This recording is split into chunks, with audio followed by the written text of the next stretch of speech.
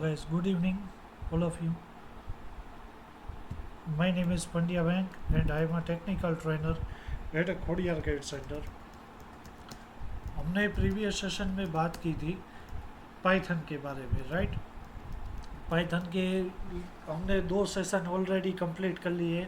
उसमें first of all हमने first session में देखा था फंडामेंटल ऑफ पाइथन, जिस पे पाइथन में ऑपरेटर का कैसे यूज़ किया जाता है, लेस कोडिंग थ्रू हम किस तरीके से जो चीज़ें सी और C++ में करते हैं वही चीज़ें, लेकिन लेस कोडिंग थ्रू और थोड़ी सिंटेक्स चेंज करके हम पाइथन में उसको किस तरीके से फंडामेंटल प्रोग्रामिंग कर सकते हैं वो पहले सेशन में देखा था। सेकंड सेशन में उसके एडवांस टॉपिक को हमने कवर अप किया था, ठीक है, फाइल हैंडलिंग के कॉन्सेप्ट को। जैसा कि अगर मुझे कोई भी CGI फाइल बनानी है, CGI प्रोग्रामिंग करवाना है, फाइल हैंडल करनी है, ठीक है, और मेल करवाना है किसी को भी, पाइथन के with the help of Python coding किसी को मेल करना है, तो हमने देखा था GUI प्रोग्रामिंग मोस्ट इम्पोर्टेंट, कि छोटी बड़ी गेम्स बनानी हो तो आपके कल के सेशन में हमने देखा था कि किस तरीके से हम गेम बना सकते हैं, ठीक है। पाइथन एक्चुअली काम बहुत ही वेराइटी ऑफ आपको वेराइटी बहुत सारी देता है, जिससे कि आप डेटा साइंस कर सको, गेम्स डेवलप कर सको, एप्लीकेशन डेवलप कर सको, कई सारी चीज़ें, वेब डेवलप कर सको, तो कई सारी चीज़ें आप कर सकते हो पाइथन के अंदर with the help of less coding, है कि उसका मेन पर्पस वही है कि लेस कोडिंग के थ्रू आप जो आउटपुट यूज़र एक्चुअली जो एक्सपेक्ट आउटपुट करता है वो उसे मिल पाए, ठीक है। तो आउटपुट किस तरीके से मिलता है, तो कि वेराइटी और क्लासेस उसकी जो पैकेजेस है लाइब्रेरीज थ्रू, ठीक है। अगर मुझे कोई गेम्स बनानी हो तो मुझे पर्टिकुलरली GUI लाइब्रेरीज का यूज़ करना पड़ेगा, that is called Tkinter and total, जिसके हमने बेसिक एग्जांपल कल देखे थे कि किस तरीके से डोरेमोन पूरा क्रिएट किया जाता है, किस तरीके से स्नेक की गेम्स बनती है, ठीक है, किस तरीके से हम मतलब क्लॉक बनाना चाहते हैं तो क्लॉक बना सकते हैं, मतलब यूज़र इंटरफेस, यूज़र किसी भी तरीके से अपना जो बनाना चाहते हैं तो उसकी लाइब्रेरीज को इंपोर्ट करके इजीली बना सकते हैं, ठीक है। फिर मेलिंग का कॉन्सेप्ट हमने कल देखा था कि किस तरीके से शॉर्ट लाइन में हम किसी को भी मेल करते हैं तो SMTP लिब लाइब्रेरीज का यूज़ करना पड़ता है, और आप पाइथन के कोडिंग थ्रू किसी को भी मेल कर सकते हैं, ठीक है। ये प्रीवियस सेशन की बात हो गई थी। अब आज के सेशन में हम सीखेंगे कि मशीन लर्निंग किस तरीके से होती है, ठीक है। एक्चुअली पाइथन काम ही इसीलिए कर रहा है कि वो मशीन लर्निंग और डेटा साइंस, ये उसके मेन पर्पस है। आप देखोगे तो जब भी आप इंस्टाग्राम ओपन करोगे या तो फिर यूट्यूब ओपन करोगे तो सबसे पहले 30 सेकंड की एक एडवर्टाइज आएगी, that is called machine learning की होगी या तो फिर डेटा साइंस की होगी। So what you mean by machine learning, तो जो ह्यूमन बोले या तो फिर ह्यूमन कोई कमांड दे वो मशीन कमांड पर्पस के थ्रू वो कमांड को फुलफिल कर पाए, ठीक है। ह्यूमन लैंग्वेज को मशीन इजीली अंडरस्टैंड कर पाए, that is called machine learning. और मशीन काम करती है वो हमें सबको पता है असेंबली लैंग्वेज थ्रू, ठीक है, 0 and 1 या तो फिर ग्राफिक्स थ्रू या तो फिर कोई भी मतलब कैरेक्टर वाइज वो काम करती है। तो किस तरीके से ह्यूमन को मशीन की लैंग्वेज के कन्वर्ट कर पाए, तो उसके लिए पूरा का पूरा मशीन लर्निंग का कोर्स आता है, फिर डेटा साइंस का पूरा कोर्स आता है। This is the most advance version of Python, जिसकी मदद से पाइथन अगले 10 साल तक चलेगा। मैंने पहले सेशन में भी बोला था कि Python is the number 1 programming language in current market, ठीक है। वो 10 साल तक अभी चलने वाला है, क्यों? क्योंकि वो बहुत ही बड़े तरीके से बहुत ही बड़े स्केल पे अभी वो काम हो रहा है, ठीक है। मशीन लर्निंग के concept day by day, artificial intelligence के डे बाय डे उस पर इम्प्लीमेंट किए जाते हैं।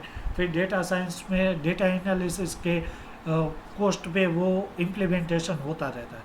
सो आज के सेशन में हम जानेंगे कि what you mean by machine learning, किस तरीके से काम होता है, डेटा साइंस किस तरीके से काम होता है, और उसके कुछ एग्जाम्पल, ठीक है।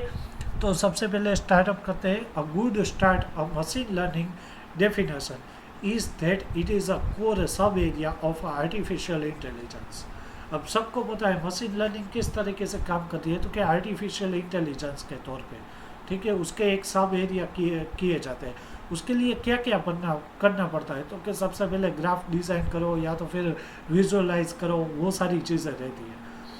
Machine learning application learn from experience, वो किस तरीके की एप्लीकेशन है, तो कि लर्न फ्रॉम एक्सपीरियंस, अपने एक्सपीरियंस थ्रू वो गिनी जाती है। Well data like a human without a direct programming.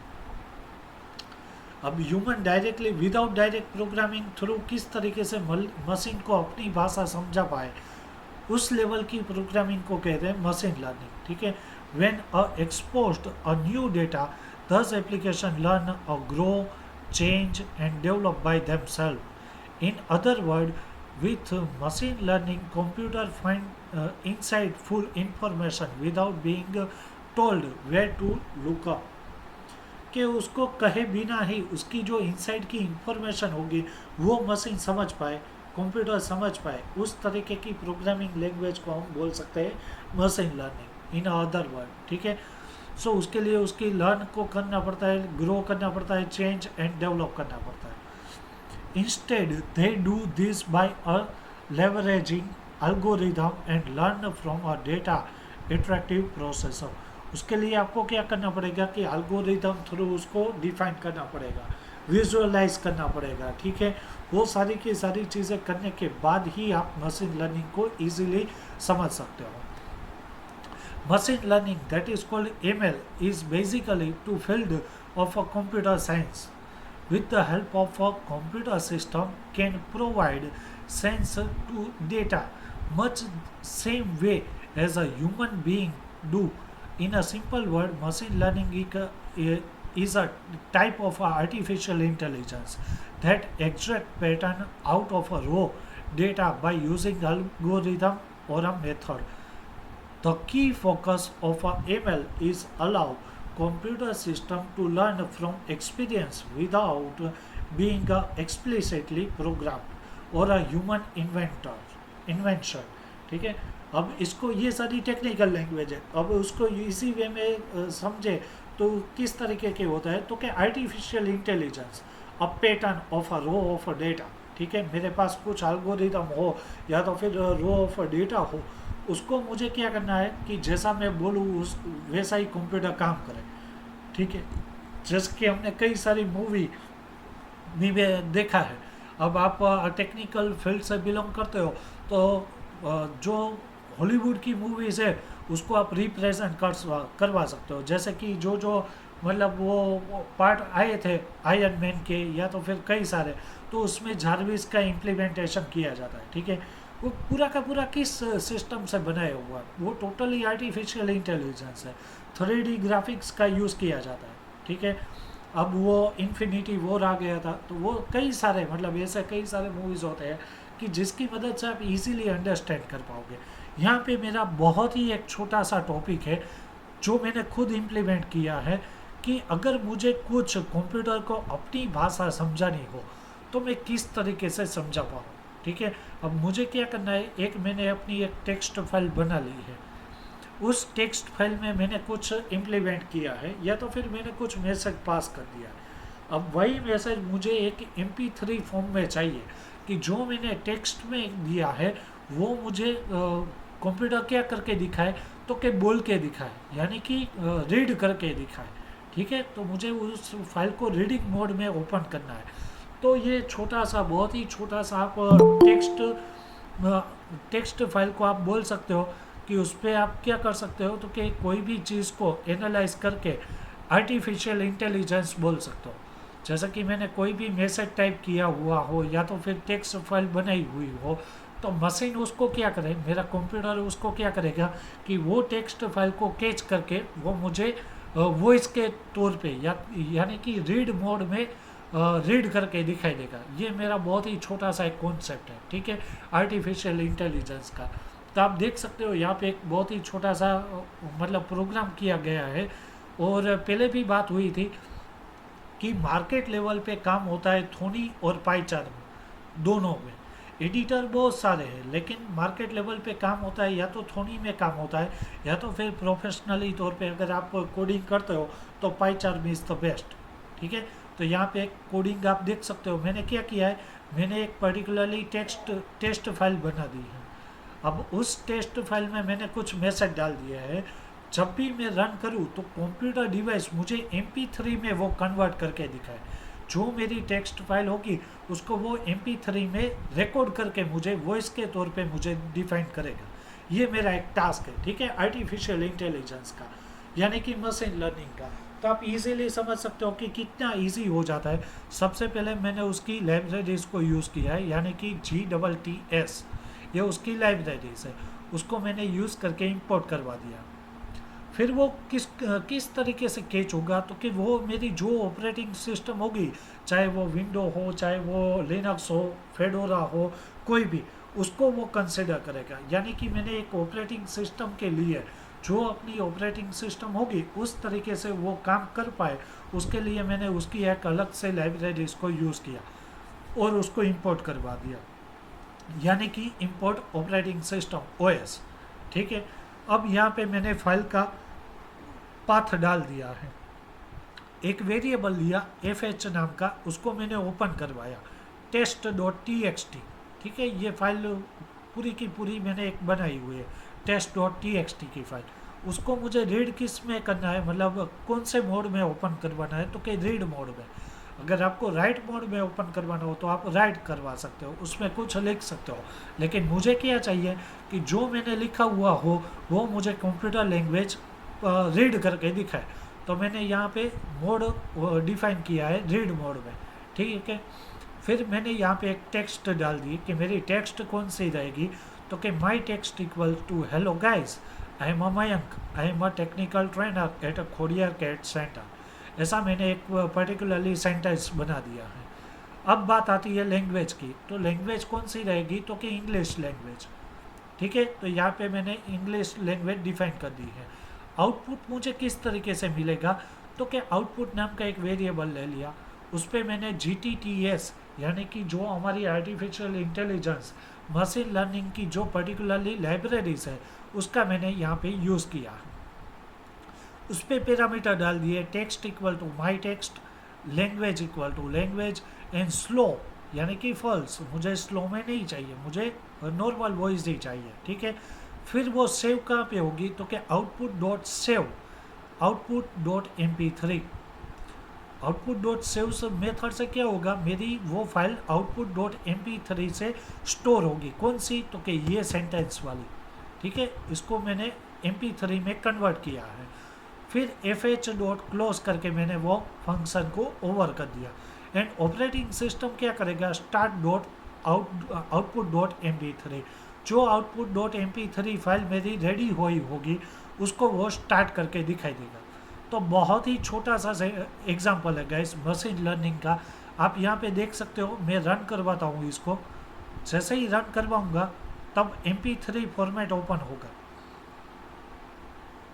Hello guys. I am Mayank. I am technical trainer at Khotiyar CAD Center. देख सकते हो वो पूरी की पूरी MP3 फाइल जनरेट हो गई। जैसे ही मैंने कुछ यहाँ पे टेक्स्ट किया था उसने वो टेक्स्ट को रीड करके वो इसमें कन्वर्ट कर दिया, यानी कि MP3 फॉर्मेट में। ठीक है, MP3 बॉक्स ओपन होगा। फिर Hello आपका guys. I am Mayank. I am technical trainer at Khotiyar CAD Center. ठीक है, तो पूरा का पूरा जो मेरा मैसेज होगा वो मुझे यहाँ पे रीड करके दिखाई देगा। This is called machine learning, कि जो आप टाइप करते हो, क्योंकि हमारा काम क्या है, हम कोड करते हैं। ठीक है, हम कोडिंग करते हैं। कोडिंग को कंप्यूटर किस लैंग्वेज में समझ पाएगा, उस लैंग्वेज के थ्रू कम्युनिकेट करना। ह्यूमन को मशीन की लैंग्वेज के साथ साथ कम्युनिकेट करने के लिए जो जिस तरीके से उसकी मेथडों का यूज़ होता है, ठीक है, उसके कोडिंग, उसके लॉजिक का यूज़ होता है, that is called also known as a machine learning.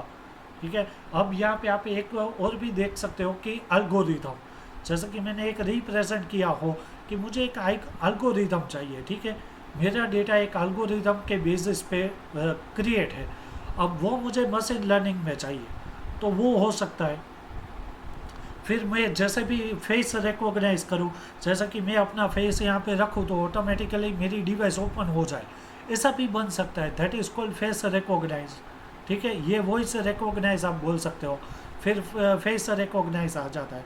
अब वॉइस रिकॉग्नाइज में आपने दो मेथड देखी कि या तो आप टेक्स्ट में लिख देते हो और फिर वो MP3 में कन्वर्ट होता है। सेकंड थिंग इज़, जब भी कुछ आप बोलते हो तब वो लिख के आ जाता है। जैसा कि मैं ऐसा बोलूँ कि प्लीज़ ओपन माय कंप्यूटर, तो वो डायरेक्टली कंप्यूटर क्या करेगा, मेरे कंप्यूटर को ओपन कर देगा। ये भी हो सकता है। तो ह्यूमन जो भाषा, जो लैंग्वेज इंग्लिश लैंग्वेज को ट्रांसलेट करता है और मशीन वो भाषा को समझती है, वो लैंग्वेज को इजीली समझती है, उस टाइप की जो प्रोग्रामिंग लैंग्वेज होती है, that is called machine learning. So I hope so कि मशीन लर्निंग का बहुत सी क्योंकि मशीन लर्निंग गाइस सीखने के लिए उसका पूरा का पूरा कोर्स होता है। ठीक है, उसकी डेटा टाइप अलग सी हो जाती है, उसके कोडिंग के लिए मतलब एडिटर्स अलग अलग रिप्रेजेंट होते हैं। एनाकोंडा भी आ जाता है फिर उसमें। ठीक है, डेटा साइंस अगर करनी है तो एनाकोंडा का यूज़ होता है, फिर स्पाइडर का यूज़ होता है, कई सारी चीज़ें गैस उसके अंदर है। मतलब वो पूरा का पूरा दरियो है, पूरा आप उसको बोल सकते हो कि पूरा का पूरा data science and machine learning दरिया है। उसको आप 1 आवर में या तो फिर 10-15 मिनट में कवर अप नहीं कर सकते। सिर्फ उसके बेसिक कॉन्सेप्ट को समझ सकते हो कि machine learning, what you mean by machine learning, और उसके बेसिक एग्जांपल के थ्रू आप उसको इजीली समझ सकते हो सेशन वाइज। ठीक है, अब उसके लिए अगर आपको सीखना हो तो पूरा का पूरा उसका कोर्स होता है, वो आपको सीखना पड़ता है। ठीक है, तो ये बात हो गई कि मशीन लर्निंग किस तरीके से काम होती है, चाहे वो टेक्स्ट फाइल को वीडियो में या तो फिर ऑडियो में कन्वर्ट हो, या तो फिर अपने ऑडियो डालो और उसका टेक्स्ट फाइल में कन्वर्जन हो जाए, फेस रिकॉग्नाइज हो जाए, वो सारे के सारे कॉन्सेप्ट मशीन लर्निंग में आते हैं। फिर सेकंड टाइप आती है कि डेटा साइंस। अब पाइथन आप देखते हो कि पाइथन अगर नंबर 1 तौर पे लीड कर रहा है तो उसकी कई तो वजह होगी ना। तो ज़्यादातर जो साइंटिस्ट होते हैं या तो फिर सॉफ्टवेयर डेवलपर होते हैं, वो साइंटिफिक यूज़ करते हैं। ठीक है, और उसके लिए उसको डेटा साइंस करना बहुत ही ज़रूरी है। अब MNC कंपनी में देखोगे तो थाउजेंड्स ऑफ डेटा होगा, ना कि 10-15 लाइन का कोई डेटा नहीं होगा। ठीक है, उसके पास ह्यूज नंबर ऑफ डेटा होगा, उसको एनालाइज करवाना।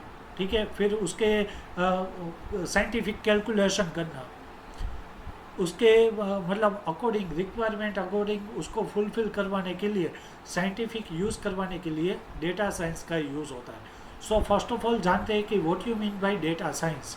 डेटा साइंस का यूज़ हम किस तरीके से कर सकते हैं, तो कि साइंटिफिक यूज़ के तौर पे Python is one of the most popular language. Python क्या है, तो कि मोस्ट पॉपुलर लैंग्वेज है right now in a current market, used by the data science and software developers. Software developer और डेटा साइंटिस्ट जो होंगे ना, वो इसको यूज़ करेंगे ज़्यादातर। ठीक है, अब आपको प्रोफेशनली डेटा साइंस में जाना है तो उसका अलग से कोर्स आता है। ठीक है, पूरा का पूरा वो हमें सीखना पड़ता है, सिर्फ बेसिक पाइथन सीखने से वो काम नहीं हो पाता। ठीक है, तो डेटा साइंस सीखने के लिए वो ज़्यादातर किस पे काम आता है, डेटा साइंटिस्ट उसको यूज़ करते हैं, या तो फिर जो सॉफ्टवेयर डेवलपर है वो। उसकी अलग अलग गैस लाइब्रेरीज है, आप देख सकते हो यहाँ पे टेंसरफ्लो, पांडास, मैटप्लॉटलिब, सबकॉन एंड लर्न। ठीक है, ज़्यादातर साईपाई, पांडास, नमपाई, ऐसी सारी की सारी लाइब्रेरीज का आप इजीली यूज़ कर सकते हो। तो 1 बाय 1 हम जानेंगे कि साईपाई लाइब्रेरीज का किस तरीके से यूज़ होता है, पांडा लाइब्रेरी, देन मैटप्लॉटलिब लाइब्रेरीज का किस तरीके से यूज़ होता है। ठीक है, सबसे पहले बात आती है साईपाई की। The useful library include a module, linear algebra, integration, optimization and statistic। अब बेसिकली ये मैथ पे डिपेंडेड है, पूरा का पूरा मैथमेटिक्स के ऊपर डिपेंड है। ठीक है, अलजीब्रा मेरी कोई मतलब कोई इक्वेशन है, उसको मुझे सॉल्व करवाना है, लीनियर अलजीब्रा को सॉल्व करवाना है, ऑप्टिमाइजेशन करना है, या तो फिर स्टेटिस्टिक कुछ कैलकुलेशन करवाने हैं, तो उसके लिए मुझे साईपाई लाइब्रेरीज का यूज़ करना पड़ेगा। It's main functionality was a built upon a NumPy, so it's a array make use this library. SciPy work great for all kind of scientific programming project. उसके लिए आपको साइंटिफिक जो जो प्रोग्रामिंग के project होते हैं वो सारे के सारे कवर अप होते, यानी कि साइंस, मैथमेटिक्स या तो फिर इंजीनियरिंग के जो जो प्रोजेक्ट होते हैं वो ज़्यादातर किस में रहते हैं, तो कि मैथमेटिक्स में रहते हैं।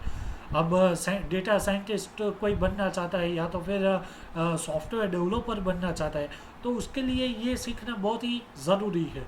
ठीक है, साईपाई लाइब्रेरीज को यूज़ करवाना बहुत ही ज़रूरी है, तो वो इक्वेशन को सॉल्व कर सकते हैं इजीली। सेकंड लाइब्रेरीज आती है Pandas. What you mean by pandas?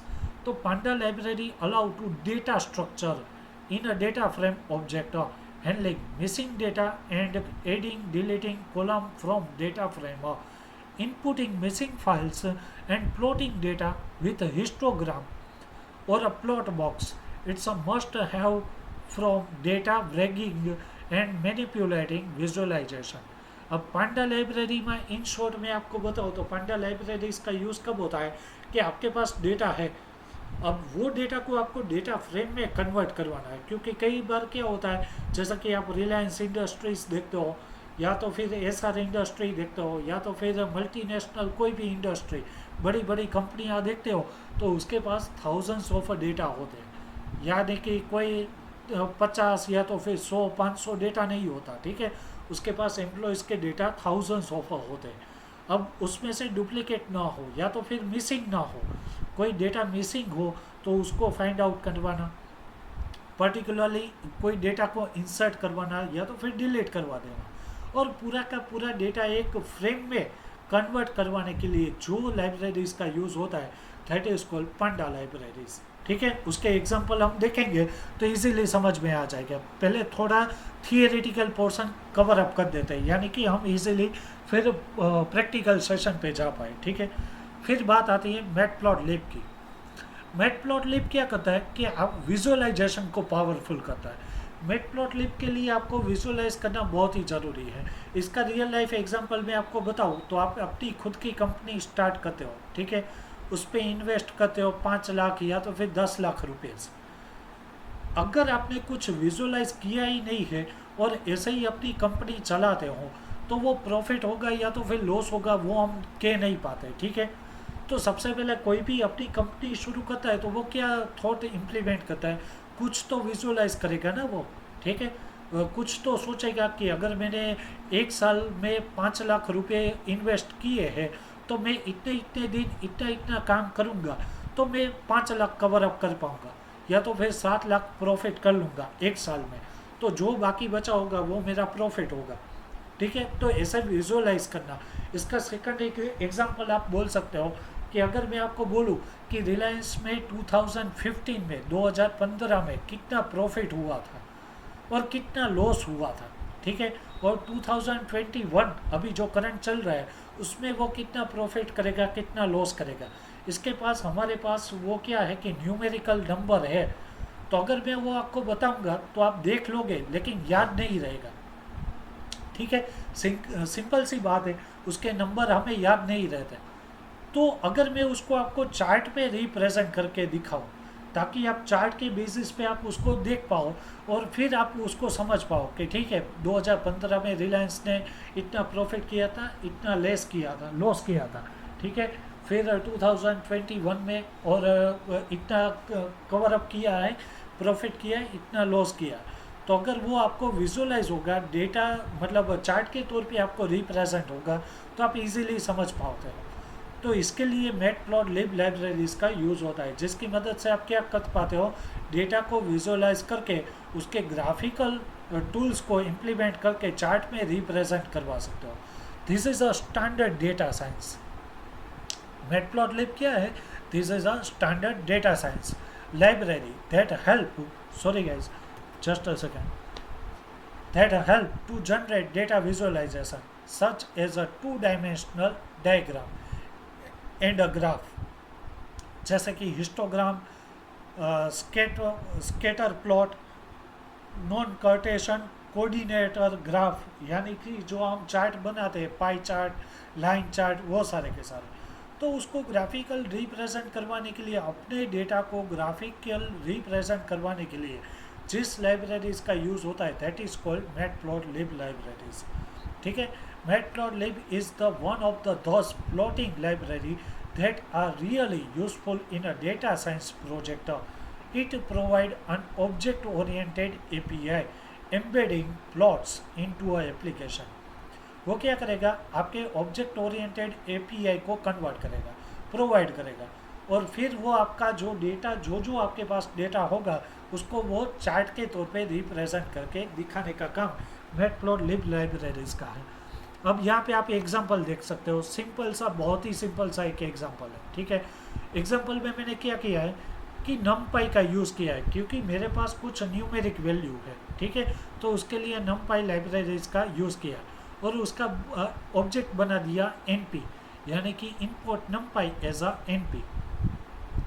फिर मुझे वो चार्ट में रिप्रेजेंट करवाना है। ठीक है, मेरा जो भी कैलकुलेशन होगा वो मुझे चार्ट में चाहिए, चाहे लाइन चार्ट में या फिर कोई भी चार्ट में। ठीक है, तो उसके लिए मैंने मैटप्लॉटलिब लाइब्रेरीज का यूज़ किया है। Import matplotlib dot my plot as a PLT। My plot नाम का मैंने फंक्शन करके ऑब्जेक्ट बनाया PLT का। ठीक है, फिर मैंने यहाँ पे कुछ न्यूमेरिक वैल्यू डाल दी, n equal to 256, x equal to यहाँ पे इक्वेशन डाली है np dot line space, calculation होगा -np डॉट पाई से, पाई की जो 314 की जो वैल्यू होगी उसके साथ कैलकुलेशन होगा np डॉट पाई एंड 256।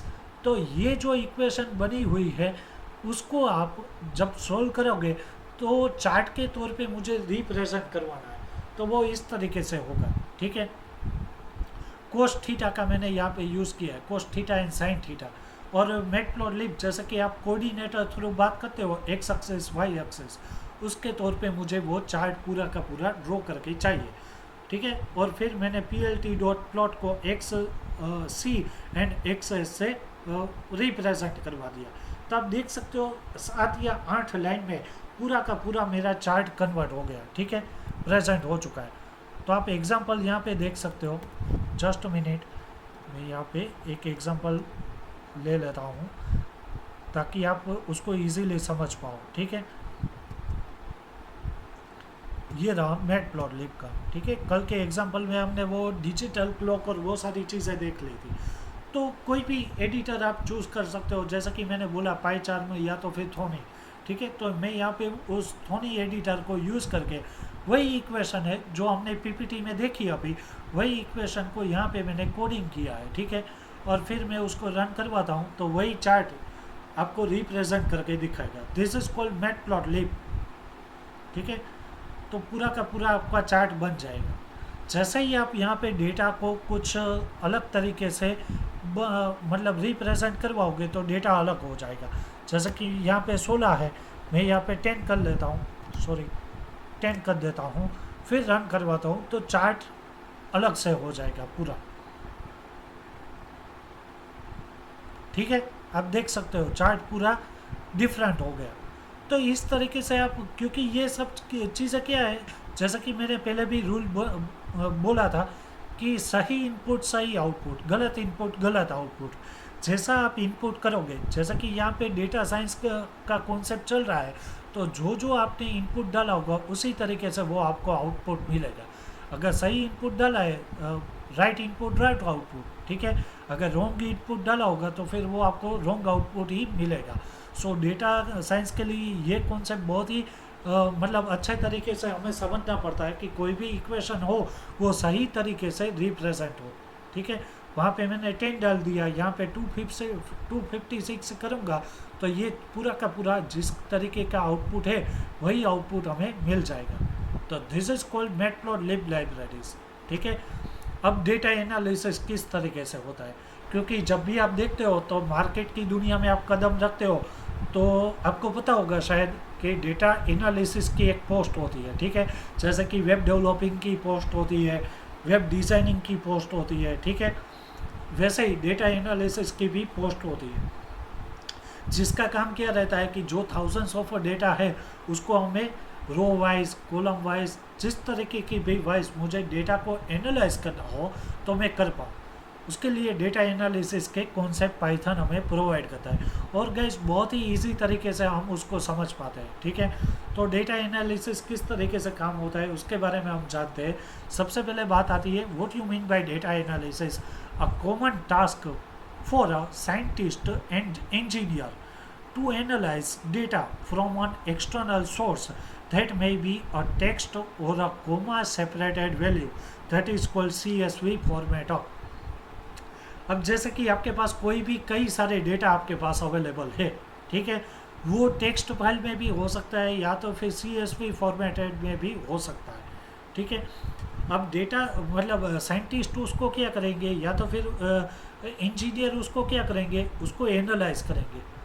उसका रियल लाइफ एग्जांपल दूँ तो मुझे रिलायंस कंपनी के कुछ एम्प्लॉय के डेटा चाहिए, जैसे कि मैंने 2050 से लेके 2021 में कौन कौन से एम्प्लॉय ज्वाइंट हुए हैं उसका ही डेटा मुझे चाहिए। तो ये that is called data analysis, ठीक है।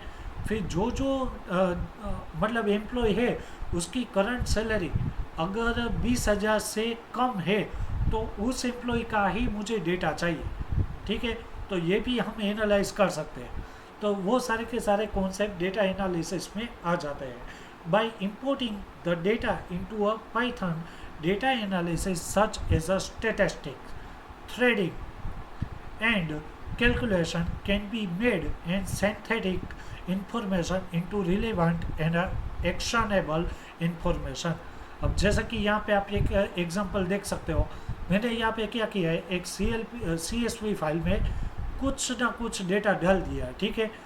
ID डाल दिया, नेम डाल दिया, salary, start date and department, और वो पूरा का पूरा मतलब सीक्वेंस वाइज नहीं है, ठीक है, ऐसा ही मैंने डाल दिया। पहले 2012 आ जाता है, फिर 13 आ जाता है, फिर 40 आता है, फिर 70 आता है। अब मुझे उसको सीक्वेंस वाइज रिप्रेजेंट करवाना है and then one by one उसको एनालाइज करना है, ठीक है। तो उसके लिए हम क्या करेंगे, अपनी CSV फाइल को coding through panda as a PD, जो पांडा लाइब्रेरी है उसका क्या काम क्या है, डेटा फ्रेमिंग करना, ठीक है। जैसा कि हमने थियोरेटिकल पोर्शन में बोला था कि पांडा लाइब्रेरी इसका यूज़ किस तरीके से होता है, तो कि डेटा फ्रेमिंग के तौर पे। तो वो मुझे डेटा फ्रेमिंग के तौर पे सीक्वेंस वाइज मुझे रिप्रेजेंट करवाना है। तो उसके लिए मुझे क्या करना पड़ेगा, वो CSV फाइल को रीड करवाना पड़ेगा।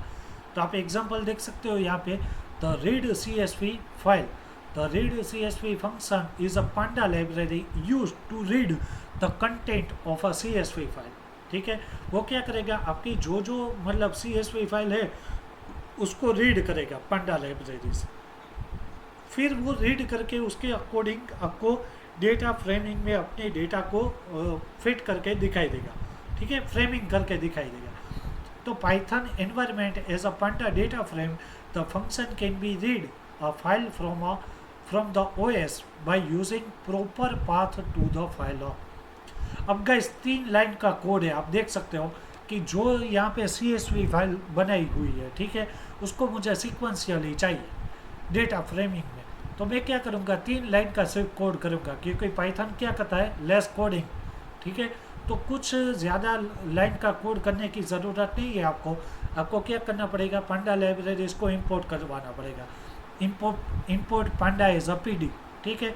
फिर मैंने यहाँ पे एक वेरिएबल बना दिया data equal to PD.read CSV function का यूज़ किया है, रीड CSV फंक्शन का मैंने यूज़ किया है, और उस पर मैंने क्या डाला है, पाथ पूरा का पूरा, जहाँ पे भी मेरी CSV इनपुट फाइल होगी उसको मैंने रीड करवा दिया है, ठीक है। प्रिंट करवाता हूँ डेटा को, यानी कि डेटा वेरिएबल में जो होगा इंफॉर्मेशन वो मुझे प्रिंट करके दिखाई दे। तो यहाँ पे आप क्या देख सकते हो कि जो डेटा आपने जो डाला हुआ था वो अनसिक्वेंशियल था, ठीक है। अब वो उसको डेटा फ्रेमिंग के तौर पे सीक्वेंस वाइज रिप्रेजेंट करके दिखाई देगा, क्योंकि पांडा लाइब्रेरीज का काम ही वही है, डेटा फ्रेमिंग करवाना। तो आप देख सकते हो ID ऑलरेडी हमने दिया हुआ था, लेकिन उसने अपने तरीके से ID जनरेट कर दी, यानी कि कौन सी इंडेक्स वैल्यू जो 0 से होती है, ठीक है। 0 से इंडेक्स वैल्यू काउंट होगी, 0 1 2 3 4 5 6 7, जहाँ तक भी आपका डेटा होगा वहाँ तक का। फिर जो आपने जो ID डाला हुआ था वो, फिर name, salary, start date and department. तो 2001 से लेके 2000, हाँ, 2012, 13, 14, 14, 15, 13, 13 एंड 14, ठीक है। तो वो क्या करेगा कि वो सिक्वेंशियली, मतलब इन शॉर्ट वो रीड करके दिखाएगा। फिर सिक्वेंशियली आपको चाहिए तो वो डेटा फ्रेमिंग पे सिक्वेंशियली का भी मतलब अलग से फंक्शन आता है, उसको यूज़ करो। फिर कॉलम वाइज मुझे डेटा चाहिए, यानी कि मुझे सिर्फ उसका नेम चाहिए और डिपार्टमेंट चाहिए, ठीक है। एम्प्लॉय का मुझे सिर्फ नेम चाहिए और उसके डिपार्टमेंट चाहिए। तो ये दोनों दोनों कॉलम को मैं एनालाइज करूँगा। तो उसके लिए भी उसके अलग अलग फंक्शन का यूज़ करके आप उसको एनालाइज कर सकते हो, ठीक है। तो ये बात हो गई डेटा एनालिसिस की। वो जैसा कि मैंने बोला था कि machine learning and data science जिस तरीके से बहुत ही ह्यूज नंबर ऑफ काम करता है, वैसे ही डेटा एनालिसिस भी उसमें बहुत ही अलग अलग कॉन्सेप्ट बहुत ही बढ़िया है, ठीक है। उसको हम सारे के सारे कवर अप नहीं कर सकते, लेकिन उसके बेसिक नॉलेज को हम समझ सकते हैं कि अगर डेटा साइंस है और डेटा एनालिसिस है तो वो काम क्या करता है, ठीक है। फिर तो डे बाय डे का जो टास्क होता है उस तरीके से आप उसको सीख पाते हो, ठीक है। तो this is a data analysis, कि आपके पास थाउजेंड्स ऑफ डेटा हो तो उसको आप रो वाइज, कॉलम वाइज, जिस तरीके से भी आपको एनालाइज करना हो आप करवा सकते हो, ठीक है।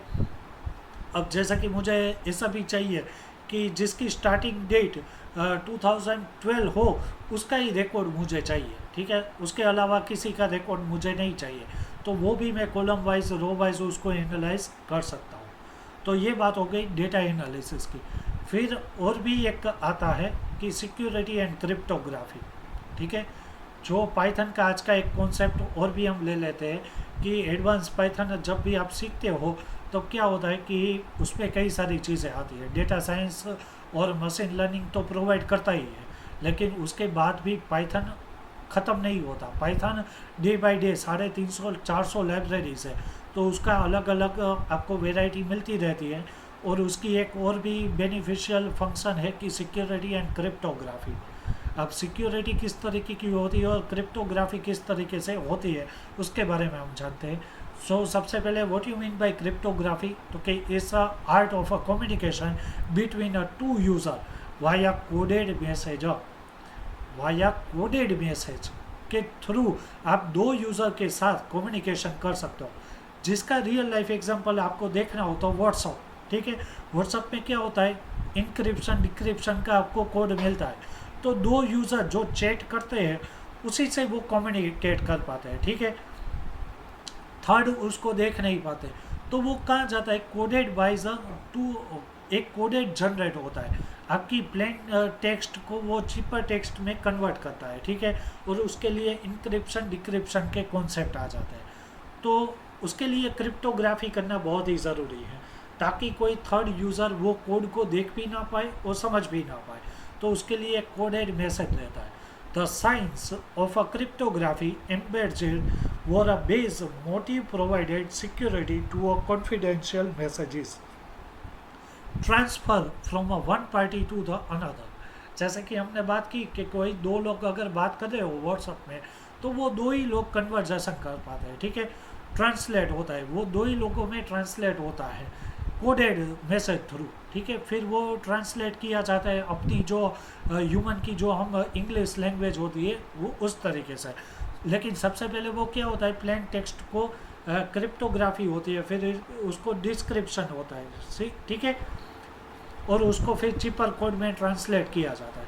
तो this process is also known as a cryptography, और ये सिक्योरिटी पर्पस के लिए मेनली यूज़ होता है। Cryptography is a defined as a art and science and concealing the message to introduce privacy and security of a recognized information security। कि आपके पास कोई confidential data हो तब वो आपको कोडेड मैसेज थ्रू आप उसको ट्रांसफ़र कर सको one party to another party. उस तरीके की जो कोडिंग होती है उसको क्रिप्टोग्राफिक बोलते हैं, ठीक है। तो वो भी आपको मिलती है, पाइथन वो भी हमें प्रोवाइड करते हैं। एंड देन आ जाते हैं कि last but not the least, advance Python के बारे में तो हमने इतने टाइम से डिस्कशन कर लिया है, फिर से वही आता है कि एडवांस पाइथन। लेकिन ये जो एडवांस पाइथन है ना गाइज, वो प्रोफेशनल ही है, ठीक है। जो डे बाय डे का उसका जो बिगर गोल्स होते हैं, डे बाय डे का जो टास्क होता है, उसको वो किस तरीके से हाई लेवल पे ले जाए, टेस्टिंग कैसे की जाए, यूनिकोड किस तरीके से की जाए, इटरेटर किस तरीके से होता है, जनरेटर किस तरीके से होता है, वो पूरा का पूरा प्रोफेशनली जो सॉफ्टवेयर डेवलपर होगा या तो फिर पाइथन पे प्रोफेशनली काम करता होगा, इसके लिए है। लेकिन आज के पार्ट में हम थोड़ा बहुत उसके बारे में जान रहे थे कि प्रोफेशनली जब आप पाइथन सीखते हो तब आपके डे बाय डे के टास्क कितने रहते हैं, तो के अचीव बिगर गोल्स, आपके बिगर गोल्स को अचीव करने के लिए आपके पास ह्यूज नंबर ऑफ नॉलेज होना बहुत ही ज़रूरी है, ठीक है। और उसके लिए आपका डे बाय डे का जो टास्क होता है एक्सपीरियंस वाइज वो आप प्रोफेशनली तौर पे सीख सकते हो। क्या क्या होता है उसके अंदर प्रोफेशनली तौर पे, तो क्या इटरेटर होता है, जनरेटर होता है कि इंक्लूडिंग का कॉम्बिनेटर जनरेटर होता है, किस तरीके से टर्मिनोलॉजी होती है, वो सारी चीज़ें हो जाती है, रेगुलर एक्सप्रेशन किस तरीके से होता है, ठीक है। फिर टाइपिंग मॉड्यूल कौन कौन से होते हैं, या तो फिर ओवरलोडेड फंक्शन, ठीक है, हिंट फंक्शन, वो सारी चीज़ें क्या क्या रहती है। गाइस ये सारे कॉन्सेप्ट किस तरीके से होता है कि वो प्रोफेशनली काम करते हैं, तो वो उसको अभी इतना ज़्यादा आप डीपली नहीं समझ पाते, लेकिन जब भी आप उस पर काम करना शुरू कर दो तो तब आप इजीली अंडरस्टैंड कर पाते हो, ठीक है। यूनिकोड किस तरीके से करना, encode decode, coding को एन कोड किस तरीके से करना, डी कोड किस तरीके से करना, वो काम आ जाता है। फिर मेनली डेटाबेस, क्योंकि जब भी हम काम करते हैं तब डेटा तो कहीं ना कहीं स्टोर होता है, तो पाइथन हमें प्रोवाइड माई एसक्यूएल भी करता है, जो हम पीएचपी में डेटाबेस का यूज़ करते हैं वही पाइथन भी प्रोवाइड करता है। उसके अलावा भी कई सारी डेटाबेस वो यूज़ करवाता है, जैसे कि प्रोस्टोग्रे एसक्यूएल, एडोब बापी, फिर बाई ओडीबीसी, ठीक है, पाई ओडीबीसी का भी आप यूज़ करवा सकते हो। कई सारी ऐसी मार्केट में डेटाबेस अवेलेबल है जिसका आप इजीली यूज़ करके अपने पाइथन के कोडिंग में डेटाबेस इंक्लूड करवा सकते हो, ठीक है। वेब स्क्रैपिंग करवाना यानी कि वेबसाइट बनानी, वेब एपीआई बनाना, ट्रैकिंग करना, ट्रेसिंग करना, मैपिंग करना, गूगल मैप जैसा कि है, ठीक है, उस तरीके की एपीआई बनाना, तो वो भी आप इजीली पाइथन में बना सकते हो। तो ये तो थी गाइस पाइथन के एडवांस टॉपिक के बारे में, और आज हमने मेनली तो डिस्क्राइब किया कि डेटा साइंस किस तरीके से होता है, मशीन लर्निंग किस तरीके से होती है, ठीक है। और अगर मेरे पास थाउजेंड्स ऑफ डेटा है और मुझे पर्टिकुलरली कुछ कुछ डेटा ही चाहिए, तो मैं उसको एनालाइज किस तरीके से कर सकता हूँ, ठीक है। तो आज के सेशन में बस इतना था कि आप अगर प्रोफेशनली जब भी पाइथन सीखते हो तो ये सारे के सारे कॉन्सेप्ट को सीखना पड़ता है, और उसके लिए आपको अलग से उसके को जो कोर्सेज होते हैं उसको करना पड़ता है, ठीक है, या तो फिर खुद से सीखना पड़ता है। क्योंकि सिर्फ फंडामेंटल पाइथन सीखने से मार्केट में जिस तरीके से प्रोग्रामिंग होती है, जिस तरीके से डेवलपिंग होती है, वो काफ़ी नहीं रहता। तो उसके लिए आपको डे बाय डे अपडेट रहना पड़ता है, और डे बाय डे जो जो उसके जो अपग्रेडेड नए नए टॉपिक्स आते हैं उसके बारे में उसके नॉलेज होना बहुत ही ज़रूरी है। तो वो सीखना पड़ता है गाइस, ठीक है।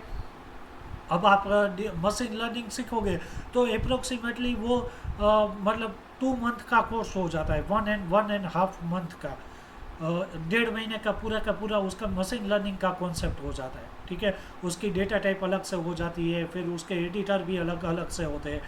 यहाँ पे मैं सिर्फ आपके नॉलेज के तौर पे, अगर मेरे पास शायद पड़ा नहीं होगा, मैंने अनइंस्टॉल कर दिया होगा, देख लेता हूँ। एनाकोंडा एक अलग सा वर्जन है जिसकी मदद से भी आप पाइथन के कोडिंग कर सकते हो। सॉरी गाइस वो अनइंस्टॉल हो गया है, लेकिन अगर होता तो मैं आपको दिखाई देता कि पाईचार्म जिस तरीके से काम करता है, थोड़ी भी काम करता है, उस तरीके से एनाकोंडा वर्जन है, वो भी मार्केट में बहुत ही चलता है, ठीक है। सो सिर्फ ये सीख लेना, क्योंकि आज का जो टॉपिक था वो बहुत ही एडवांस लेवल का था, और ये पूरा का पूरा टॉपिक सिर्फ 1 घंटे में कवर अप नहीं होता, ठीक है। डेटा साइंस, मशीन लर्निंग ये ऐसे कॉन्सेप्ट है कि पूरा का पूरा दरिया है वो, उसके लिए सीखने के लिए आपको प्रोफेशनल ट्रेनिंग लेनी ही पड़ती है, ठीक है। लेकिन कुछ कुछ बेसिक कॉन्सेप्ट हम इसमें डिस्क्राइब कर सकते हैं ताकि आप इजीली उसको समझ पाओ। तो आई होप सो गाइस कि आपको मशीन लर्निंग क्या है वो समझ में आ गई थोड़ा बहुत।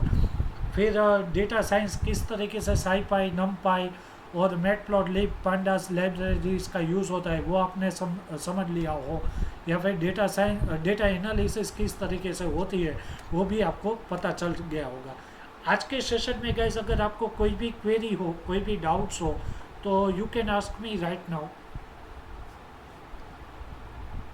क्योंकि कैरियर चूज़ करने के लिए गाइस आपको प्रोफेशनली ही कोर्स करना पड़ता है, ठीक है। प्रोफेशनली कोई भी लैंग्वेज आप पकड़ लो, चाहे वो PHP हो, .NET हो, या तो फिर पाइथन हो, कोई भी हो, आपको वो प्रोफेशनली सीखना पड़ता है। ऐसे ही फंडामेंटल से सीखने से उतनी लेवल की आपकी ग्रिप नहीं आ सकती। तो प्रोफेशनली लेवल पे जब भी आप उस लैंग्वेजेस को डीपली समझते हो तभी आप उसको मार्केट में सर्वाइव कर सकते हो और अच्छे तरीके से अपनी कैरियर को ग्रो कर सकते हो, ठीक है। तो आज के सेशन में बस इतना ही था। Data science, machine learning, artificial intelligence का थोड़ा सा कॉन्सेप्ट आ गया, ठीक है, and data analysis, security and cryptography. आज के सेशन में अगर आपको कोई भी डाउट्स हो, क्वेरी हो, क्वेश्चन हो, so you can ask me right now. Any kind of questions guys?